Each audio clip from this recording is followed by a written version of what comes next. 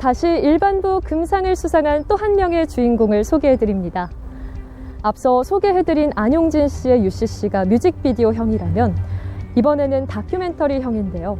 수상자 최학순 씨를 만나보겠습니다.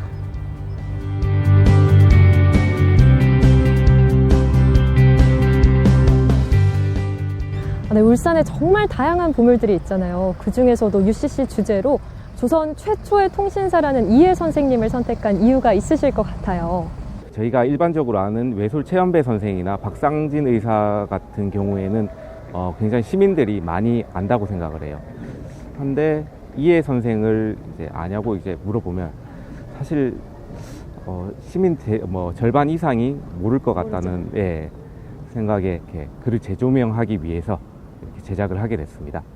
어떻게 제작하시면서 좀 힘든 부분은 없었는지 굉장히 궁금했습니다. 힘든 점은 굉장히 많았어요. 많았습니까? 예, 고민도 많이 했고, 왜냐하면 지금 남겨진 유산이라고 할 게 사실 조선 왕조실록을 토대로 이제 뭐 그의 일생이라든지 그런 게 이렇게 문서로는 이렇게 잘 나와 있어요. 그런데 그걸 그림으로 표현하기 위해서 진짜 전국을 돌아다니면서 어떻게든 그 표현해 보려고 했고, 대마도에 또 이해 선생과 연이 깊은 곳이라 해외에도 다녀오게 됐습니다.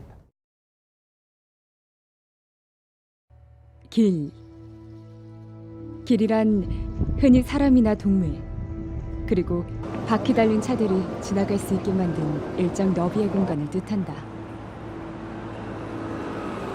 길은 여러 의미로 해석할 수 있다.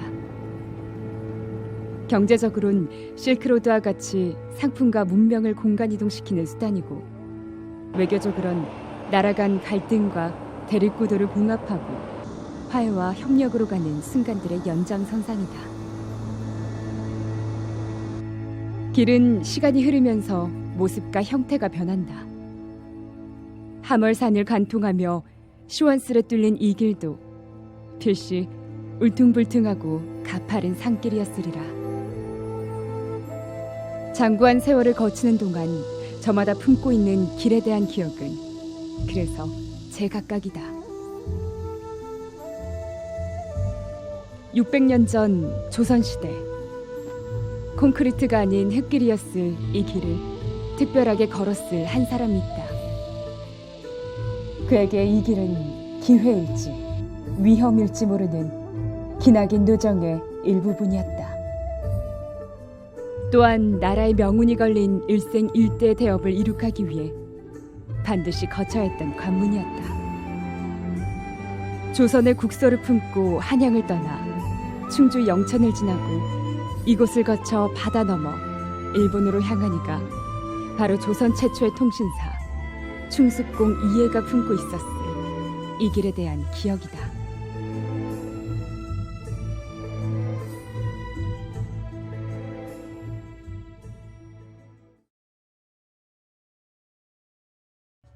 태화강 너머로 보이는 이곳은 중구 태화동. 고려 말인 1373년 옛말로 멍정, 혹 마릉정이라 불린 이곳에서 이해는 태어났다. 그가 살던 집터는 현재 남아있지 않다. 다만 오래된 주택들 사이에 그의 유허비만 외로이 서 있다. 그 멍정, 마릉정에 이해 선생이 거했다, 사셨다는가 봐요. 그래서 거기에 이 유허비를 만들어서 그 비문을 보면 이 마릉정 아래를 지나가는 후세인들이 이곳을 가리키면서 이해 선생의 높은 덕과 공적을 기리게 하고 싶다라고 하는, 지금으로부터 약 150년 전인 1872년 당시 경주 부윤의 벼슬에 있던 임원우는 충숙공을 기르기 위해 이 비에 이해의 공적을 새겼다. 이해는 울산군의 하급관리를 맡던 향리 출신이다. 세종실록을 보면 왜구 3,000명이 울산군에 나타나 울산 군수 이은을 대마도로 납치하려 했다. 이에는 그를 구하기 위해 스스로 포로가 되겠다고 자청했고 결국 이은을 구해 돌아왔다. 이 사실이 나라에 전해지고 왕은 그를 가상히 여겨 향리의 역을 면제시키고 중앙관서에 벼슬을 내렸다고 세종실록은 전한다. 이 사건을 계기로 그는 중인 신분에서 벗어나 중앙부대로 진출한다. 고려 말부터 사력을 떨친 왜구의 잦은 침략에 조선은 오랫동안 골머리를 썩었다. 특히 대마도는 왜구들의 소굴이었다. 농사를 짓기엔 땅이 너무 척박했기 때문이다. 생업이 없어 해적이 된 왜구는 가까운 조선의 약탈을 일삼고 조선인을 납치해갔다. 조선 초기에 들어와서도 왜구를 완전히 진압을 하지를 못하고 있었습니다. 워낙 이 사람들은 배고픈 사람들이고 우리는 농사가 그래도 많이 있었는데 특히 이해의 어머니도 수많은 피납 조선인 가운데 한 명이었다. 그의 나이 불과 8살 때 겪은 아픔이었다. 태종 1년이 되던 해 이해는 어머니를 찾겠다는 일념으로 조정을 찾아간다. 회례사 윤명의 수행원으로 임명된 이해는 대마도와 일기도의 가가호호를 찾아다닌다. 그는 끝내 어머니를 만나지는 못했지만 이 사행을 통해 이해는 대일외교의 첫 발을 담그는 경험을 쌓는다. 이를 시작으로 이해는 40여 차례 일본을 왕래했다. 그가 송환해온 피납 조선인만 667명에 달했다. 이해는 문인제도를 정약하고 개해약조를 체결하는 외교업적을 남겼다.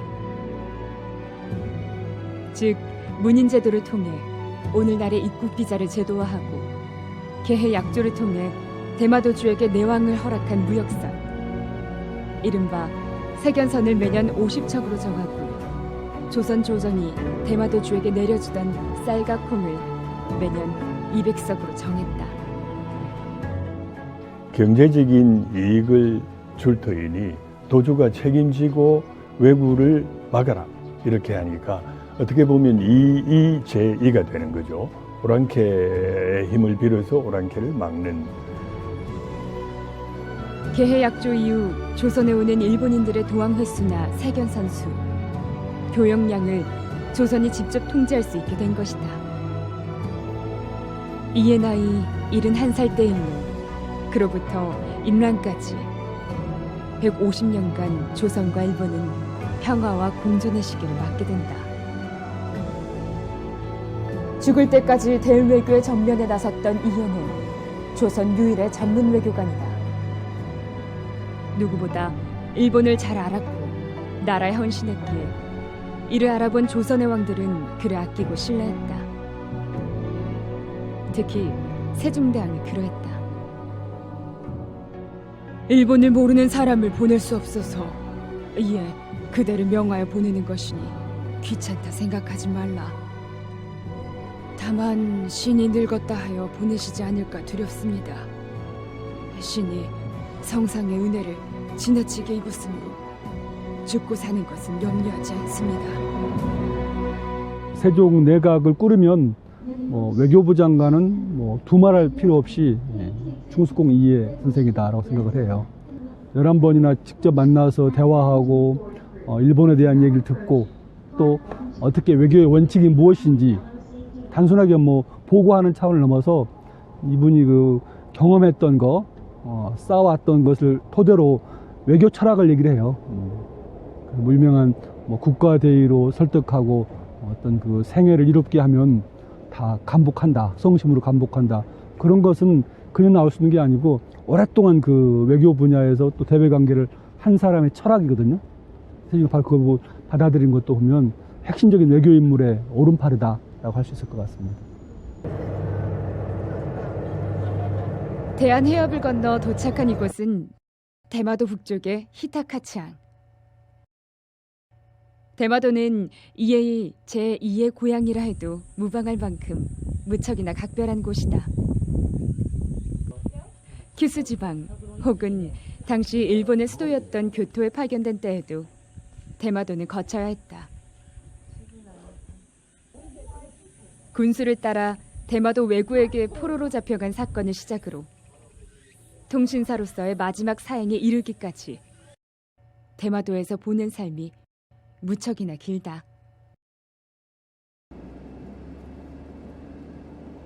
히타카츠항에서 차를 타고 남쪽으로 이동하길 1시간. 미네마치라는 동네에 위치한 원통사라는 사찰에 들렀다. 일본말로 엔스지라고도 불리는 이곳은 1408년 당시 대마도 주인 종정무가 세운 사찰이다. 종정무는 조선을 대국으로 인정하며 조선의 요구에 순순히 응했고, 훗날 종정무가 죽자 왕은 이해를 파견해 위로하기도 했다.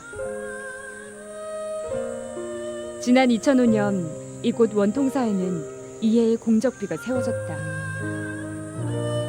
왜구의 준동을 막고 정상교육을 통해 대마도 주민들의 삶을 이롭게 했다는 공적비 내용을 보면 그들이 이해에게 품은 존경심을 느낄 수 있었다.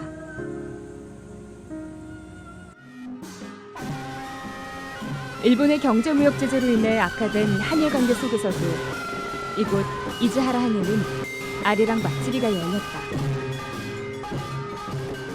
매년 8월에 개최되는 이 축제는 일본어로 축제라는 뜻의 맛지리와 우리나라의 아리랑이 합쳐진 것이다. 8월의 무더운 날씨에도 불구하고 성대하게 거행된 통신사 행렬 제연에는 많은 대마도 주민들이 참여했다. 믿을 신, 통할 통.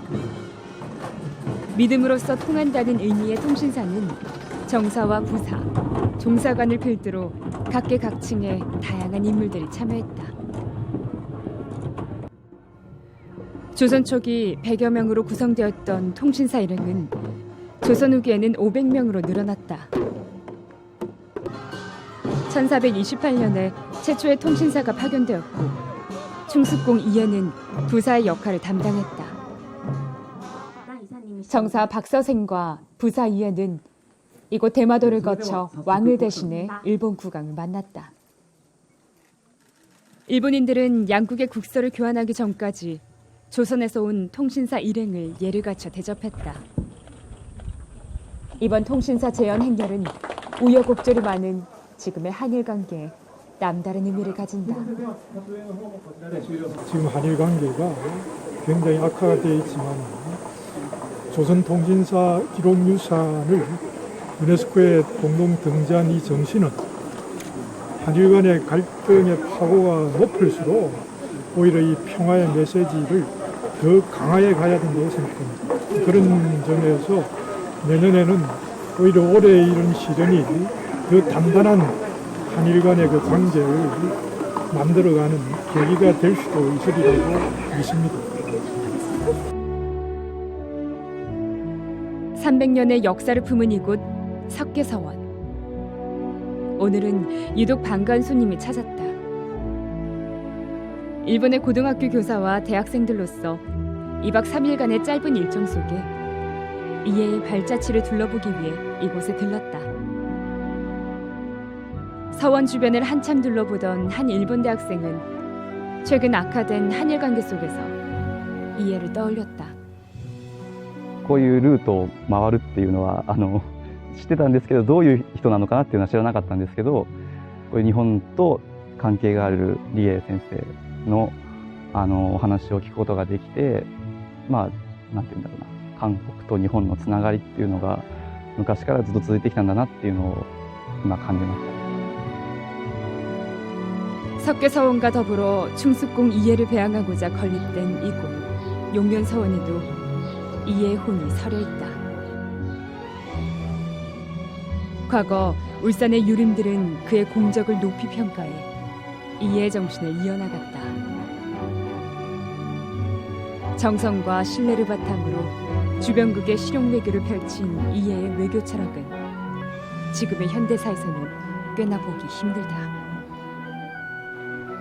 では入江先生は直接、日本のいろんなところに行って、京都であるとか途中のその地域の領主たちとも話し合いをしてますし、あるいは対馬であるとか沖縄であるとか、いろいろな場所に直接行って現場で責任を持って対話をするということをした人です。やはりそういう直接の対話っていうのがまず大事だろうと思います。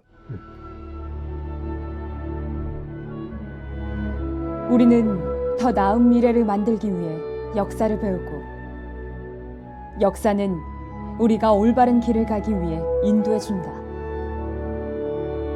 충숙공 이해는 각종 악조건 속에서도 몸으로 부딪혀 일본과의 설렌 외교에 힘썼으며 그가 보여준 살신성인의 정신은 조선이라는 한 나라의 국격을 높이는데 크게 일조했다. 한일 관계가 극으로 치달은 지금 한국과 일본, 양국은 이해가 걸어온 그 길을 되짚어봐야 한다. 조선통신사 이해가 기억하는 그 길 위에 해답이 있기 때문이다.